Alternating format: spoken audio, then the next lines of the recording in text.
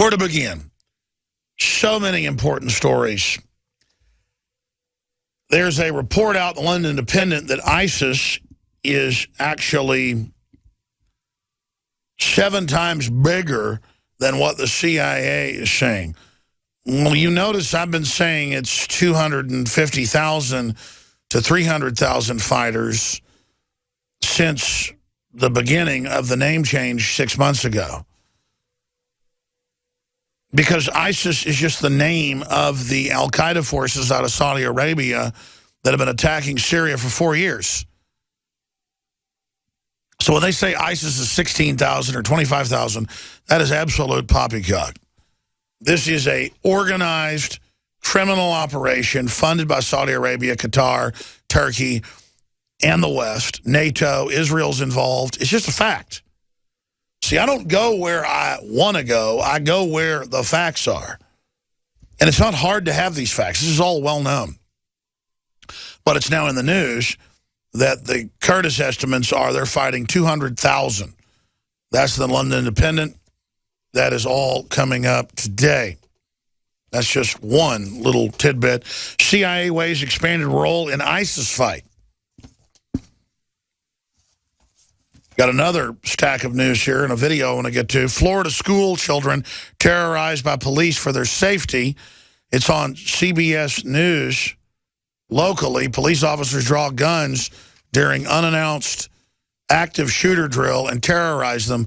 This isn't an accident. This is done nationwide. I want to decompartmentalize the police today and explain to them why they're doing this. It's not the mission they've been told. We're going to break that down as well. The news behind the news, the rest of the story. Vladimir Putin to leave G20 early after tense meeting with David Cameron.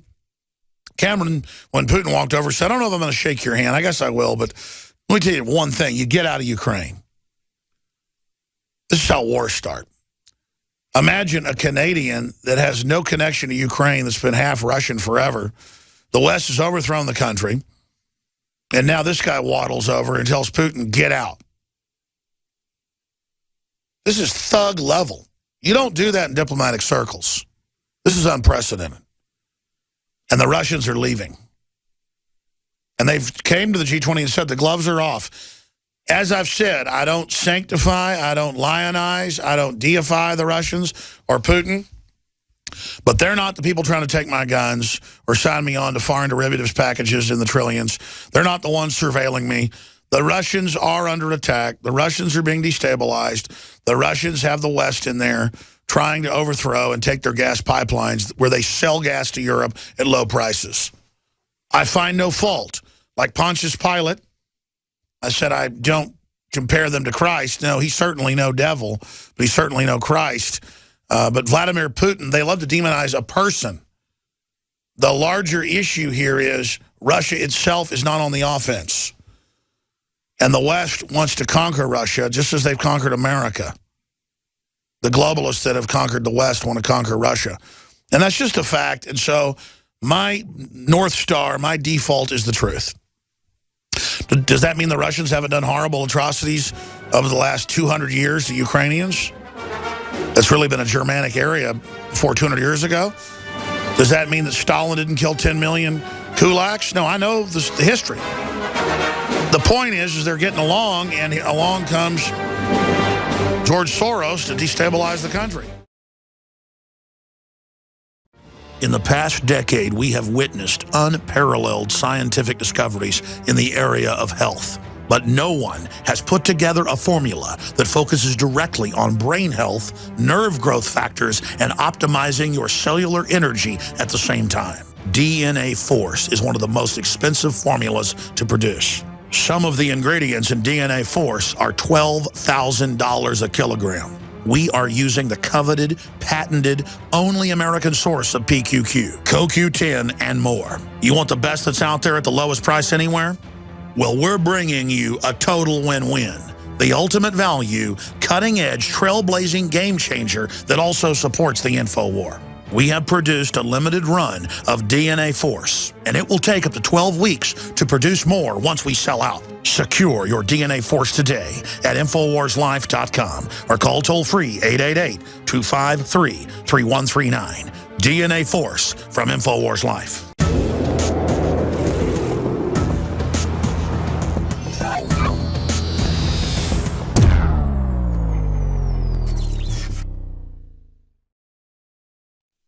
I want to open the phones up at the bottom of the hour on a host of news issues. And then at the bottom of the next hour, roughly an hour and 25 minutes from now, we will have Joe Biggs and Sha'Carri Jackson, who are the folks that got the footage of the media being attacked, and they got shot with rubber bullets back during the last Ferguson blow-up. Well, they're saying that the grand jury tonight or tomorrow will decide whether the bill or no bill with an indictment of this police officer.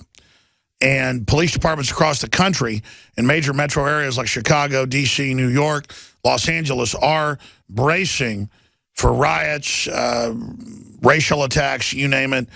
Who knows what will happen if this takes place, because a lot of race-baiting black leaders have been out in the news saying that all hell's going to break loose if this officer isn't indicted.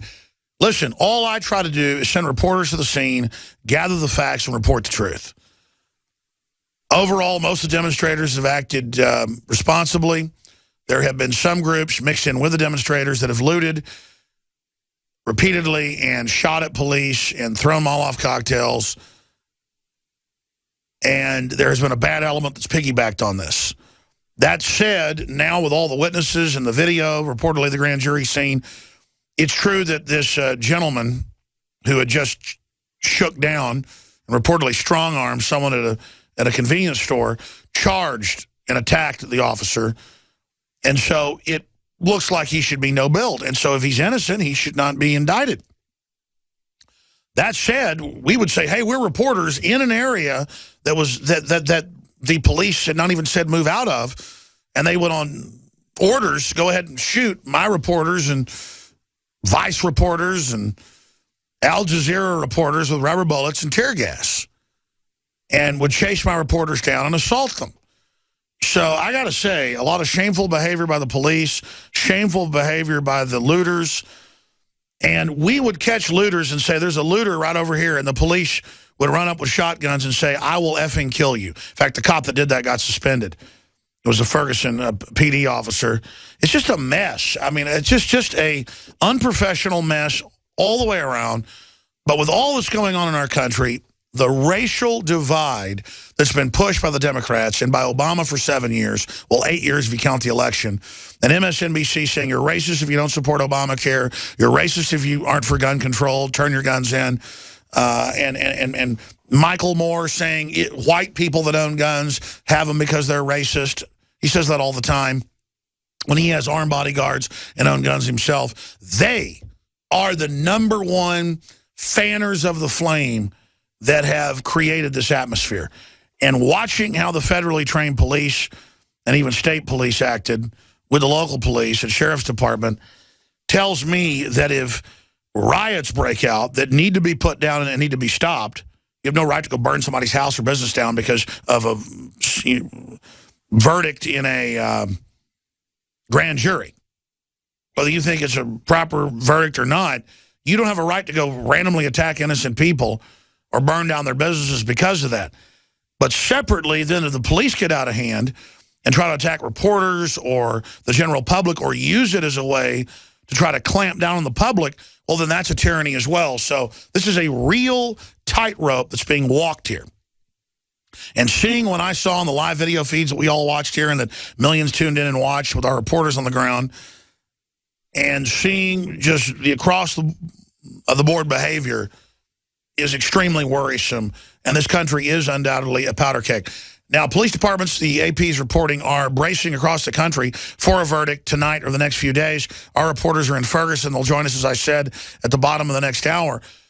This may not be the big trigger, and I hope it's not. I hope there is no big trigger. But as the welfare checks continue to come, but don't have as big a buying value and basically become devalued pieces of junk, you're going to see more crime. I don't care if it's a black community, poor white community, Native American community, Hispanic community. You've got 50 million Americans on food stamps, about 100 million on assistance, And as the dollars devalue, this is already happening in Europe and other areas, as their currencies are devalued. There's a global race to devalue currencies right now by private central banks. As that happens, you will see crime increase. And because media has pushed racial division, people tend to form up into racial gangs like prison.